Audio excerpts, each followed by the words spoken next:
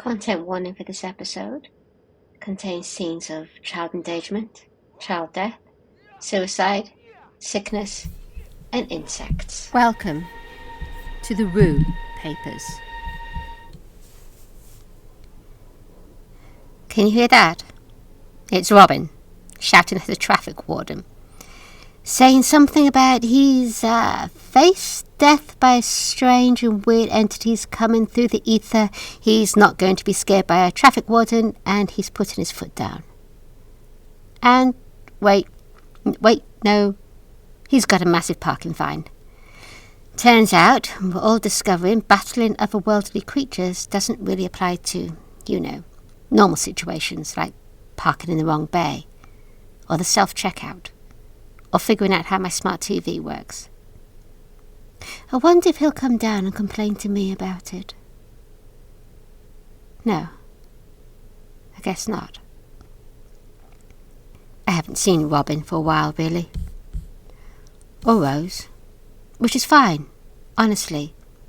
I have work to do, and really, the basement is not the best place for them to be. It's safer if it's just me down here. I belong here. I'm not lonely. I'm not alone. I wish, though, that sometimes it's no good thinking of that. But sometimes it feels like I was a different person once.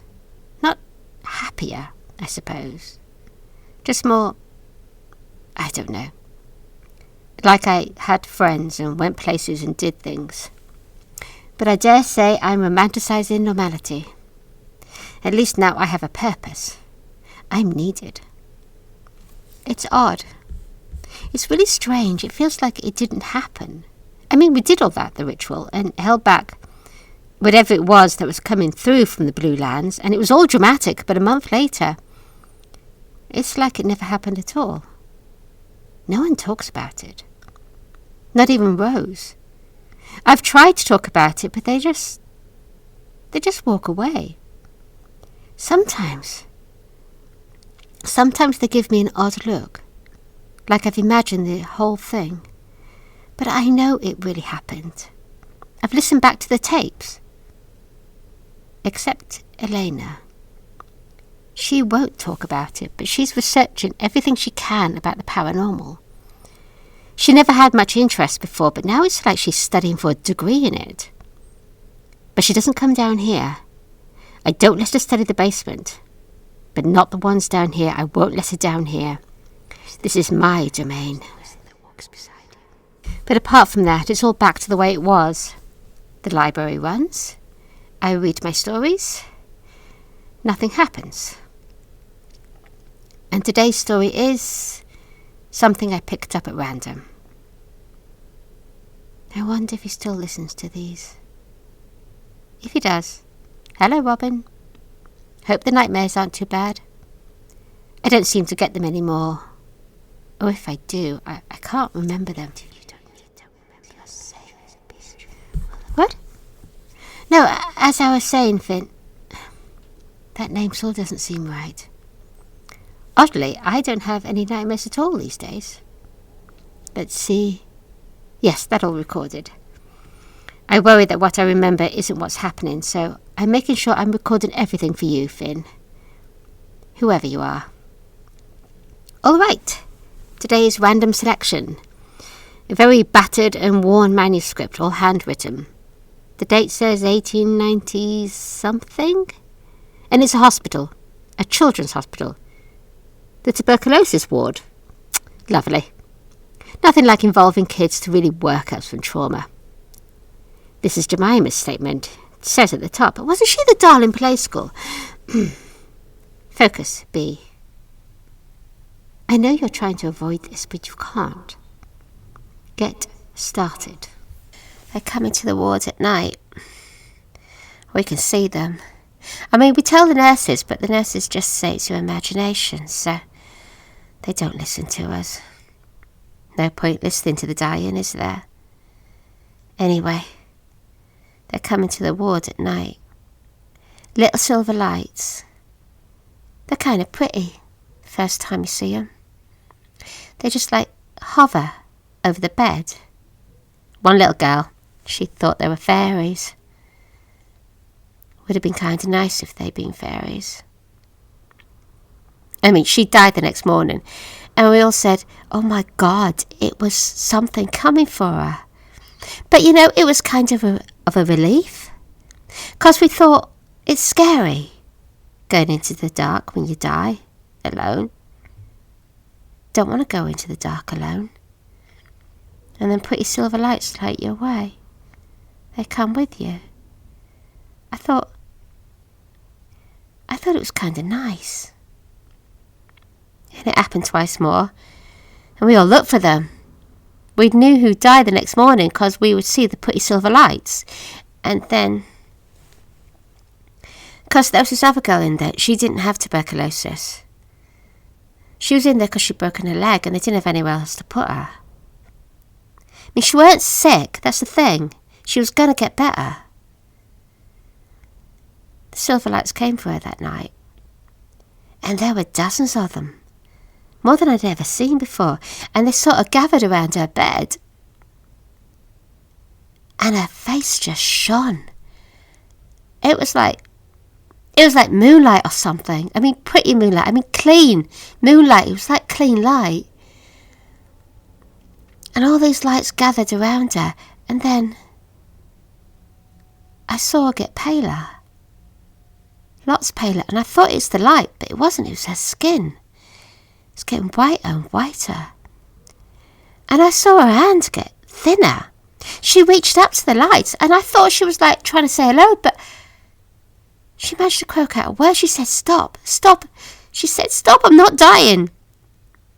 But more of them came. And they went round her bed. And then she started to choke. Just cough like one of us. She didn't have tuberculosis, but she sounded like she was coughing up her guts. Just great big gobs of blood and phlegm and flesh coming out of her mouth and all over the bed. Just lumps of it and blood everywhere streaming on the floor. And the nurses came running in and said, what the hell's going on here? She ain't sick. There ain't no reason for this. And then she just said, I ain't ready. And then she died. She just died.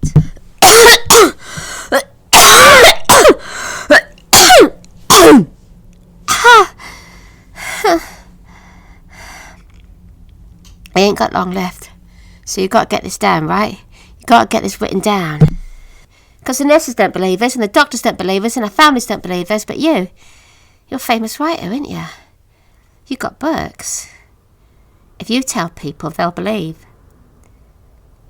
And if they don't believe the truth, put it in a book. People believe things they read in books. Anyway, after that, we didn't like the little silver lights quite so much. Betty, who's in the bed opposite me, she used to sleep under the blankets so she couldn't see them. They came every night, not as many as they did for that other girl, just a few. And we kind of got to feeling, if you're healthy, they want you. They want your health. They want you young and strong. They want you alive. And that's why not many came for us, because we weren't barely alive. We were all dying. But that girl, she was going to live a long, long time, and they took that from her. They took her life. They just stole it from her. As if it was theirs to take. As if they had a right to it. Anyway, we were trying to think of ways to get rid of them. I mean, we were all going to die anyway. We knew they were coming, but we didn't want them coming for us. We didn't want them taking what last seconds we had left. We had a right to those seconds. They may not have been pretty. They may not have been like fun or important, but they were ours. We deserved to do what we wanted with them. And then someone said, it was Sarah. Sarah said, where do you think they take you? The little lights. And Jody said, maybe we should have a seance and ask someone who's died. And we were all a bit creeped out by that because, it is a bit creepy. And we all sort of said, nah, because, it's a bit scary, Sis. We don't want to talk to the dead. And then Sarah said, look, we're half dead anyway. So we're half ghosts. So what difference can it possibly make? And that kind of made sense.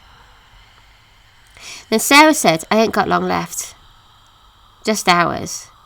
So when they come for me, I'll go with them. And then you call me back. And I'll come and tell you what's going on, all right? Sarah did die that day. Quite calmly, really, in the end. It was evening, so all we saw of the lights was just a glimmer. Nurses didn't see it at all. Nurses never saw a thing. Grown-ups never do, you notice that? You tell them about the silver lights, or the strange man that sits in the corner, or the little girl that's on the corner of the stairs. Or you tell them about the things you see by the river down late at night, or the shadows on the road. And all the grown-ups ever do is say, don't make up stories. They don't see things like we do. No wonder they keep losing against them. How are you going to fight an enemy that you won't accept exists? Anyway, Sarah died, and the next night we decided to hold a séance. The nurses left us alone at night. They sat in a room next door. As long as we were quiet, they paid no attention to us. They didn't want to come in the room. All of us coughing like that. They thought they'd catch it. Anyway, Jodie, his grandma, was a medium. She set it all up. Bits of paper with letters on them, and a yes and a no and stuff like that. And then we all sat round the table and held hands. We all looked quite scary.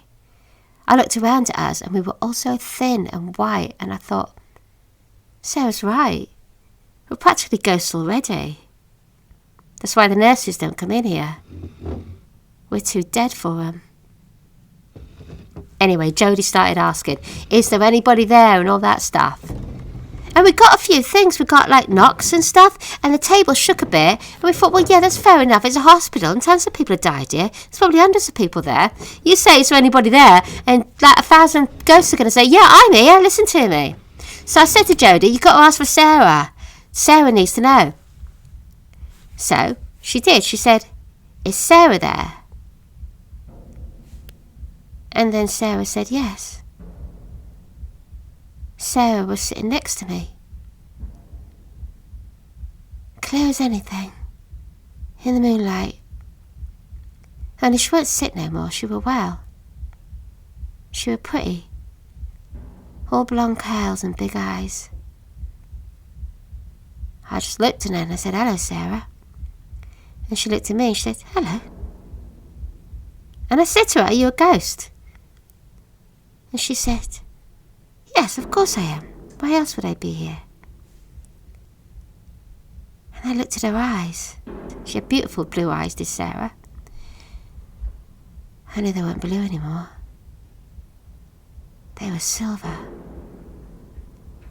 There were little silver lights dancing in her eyes.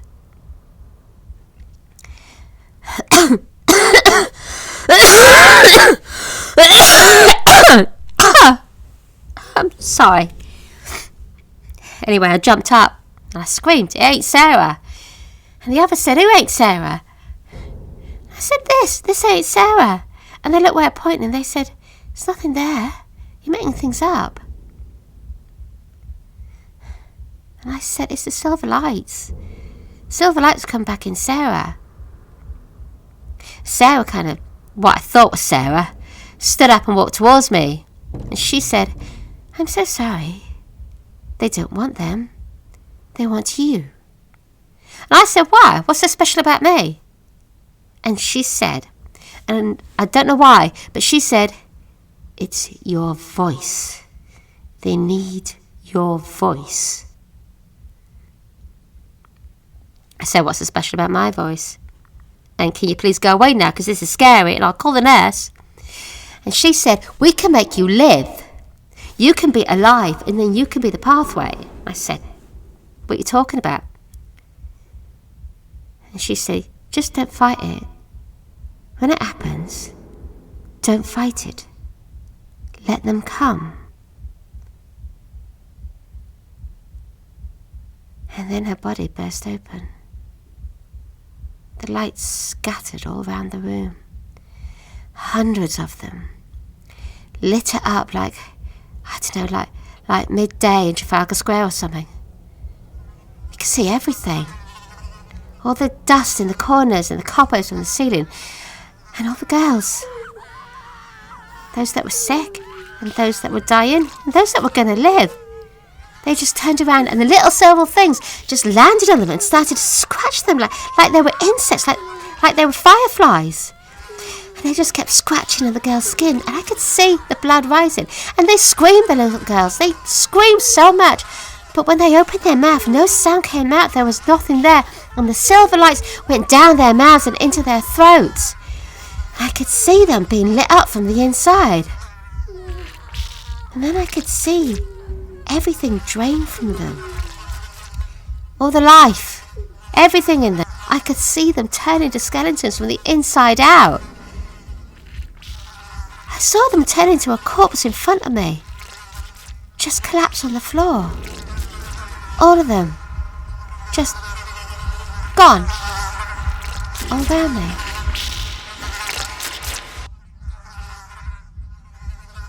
Nurse did come in then. And she looked at me. I was the only live one left. She looked at me and said, "What you done?" I don't know. I don't know what I done. But I know they want my voice.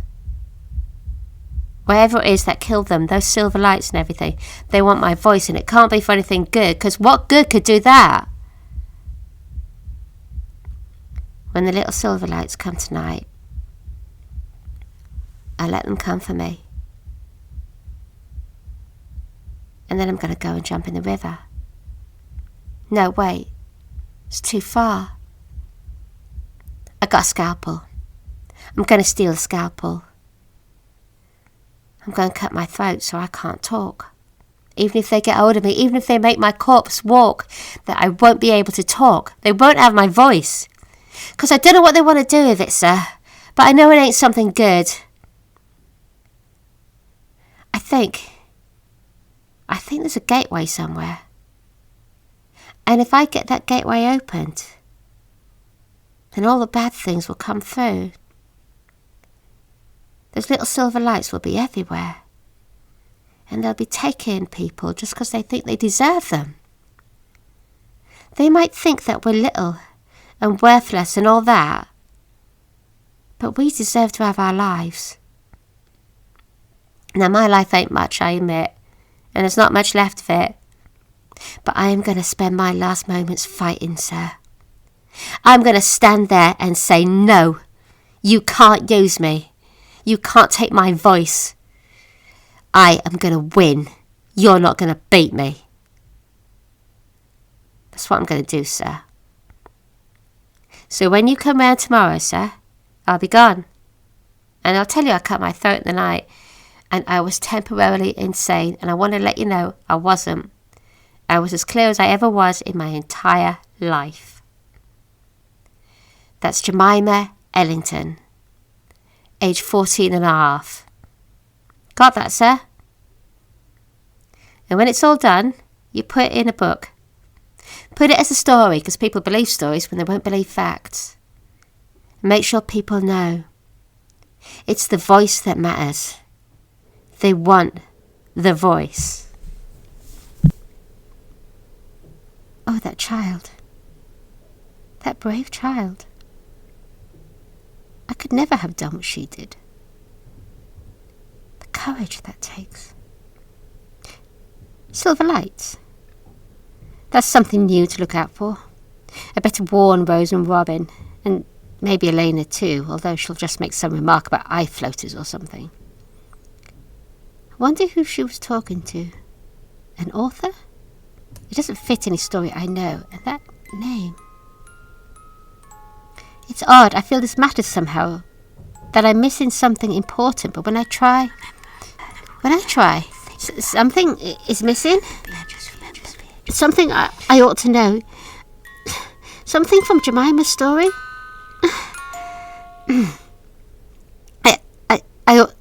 I should try to find out her last name. See if I can find out what happened to her.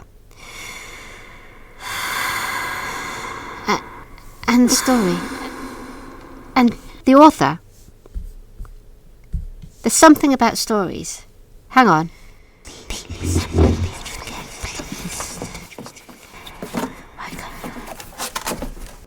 There's a whole shelf here. Ghost stories and poems and nursery rhymes. Why? There doesn't seem to be any order for what is chosen, or why. I wonder if Jemima spoke to the author so that he could tell the truth, because people believe stories when they won't believe facts. What if she isn't the first one to do that? What if they put all this, in stories all along? I've always loved stories. I read all the time. I did as a child. And I always wanted to read them out loud. What if? What if all through time it's been there all along? The story of the things that come through, the things that could happen to people, the monsters and the ghosts that are out there. No one believes a witness statement, but they'll believe a good tale well told. Not all stories, not the actual story, just hints here and there. Here's the monster. Here's the ghost. Here's what it will do to you. Here's how to stop it. Rue papers and Ellington rituals scattered through all the stories, all the ghost stories, and fairy tales and nursery rhymes. But if they're all in the stories, what happens if they're read aloud? What if they're read aloud in my voice? My voice that can call back the dead. I've got power. What should I do with it?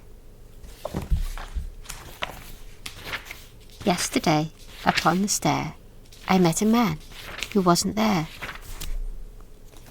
I should stop. I shouldn't risk it. But oh, it's tempting to see what I can do. And perhaps I'll come across a story like Jemima's. Perhaps I can find a way to stop it. Perhaps I can succeed where Rue couldn't. Find the right words to fight the Ellingtons. After all, who's going to stop me? Thank you for listening to the Rue Papers. Created, written, and performed by Emma Butler.